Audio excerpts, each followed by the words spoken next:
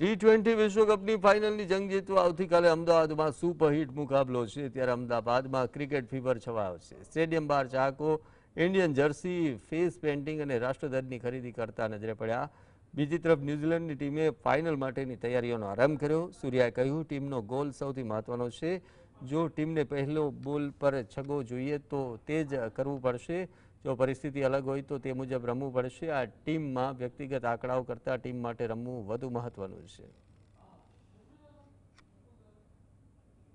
Wicket देखा नहीं है कैसा रहेगा, अभी फ्रेश विकेट लग रहा है देख के बोल रहे हैं वो, बट हम लोग एक्चुअली दोनों चीज के लिए इक्विप्ड हैं. हमने अभी वेस्ट इंडीज के सामने चेस भी किया और वानखेड़े पे पहले बैटिंग भी की, तो हम अगर कुछ भी आ जाए कल अगर तो कोई प्रॉब्लम नहीं है उसमें, क्योंकि आपको देखो अगर जितना भी वो बना है उससे एक ज्यादा रन बनाना है या जितना हमने बनाया उसमें एक रन पहले रोकना है उनको, तो कोई ऑप्शन नहीं है हमारे पास.